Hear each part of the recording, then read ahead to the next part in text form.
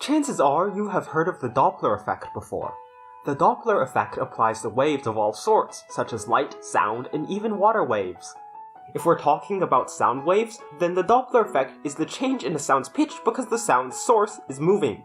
The commonly cited example found in nearly all physics textbooks is the change in frequency of the sirens of a passing emergency vehicle. For example, an ambulance.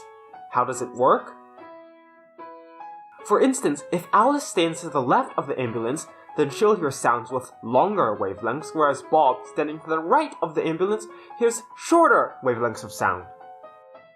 When we ask the two to recall what pitch they heard, Alice will have encountered each sound wave less frequently, and so she'll say she's certain it was a low pitch. Meanwhile, Bob, who has had sound waves rushing to him more frequently, will consequently report he definitely heard a high pitch. Each one will swear they heard a pitch different from the pitch the other heard, and because of the Doppler effect, they're both right. But in the case that you don't keep spare emergency vehicles handy in your garage or parking lot or anything, but you would still like to see it yourself, then try this simple experiment you can do at home.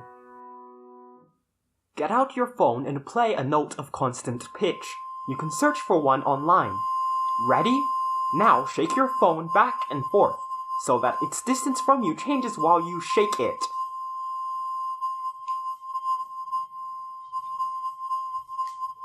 Like the case of the ambulance, the movement of the phone causes the frequency recorded by my camera to differ from the original frequency. Stop moving it at any moment, and the frequency returns back to what it was before. It's the Doppler effect. If this sounds interesting, then you'll probably find yourself increasing the frequency you visit this channel. You can save yourself some breath by subscribing.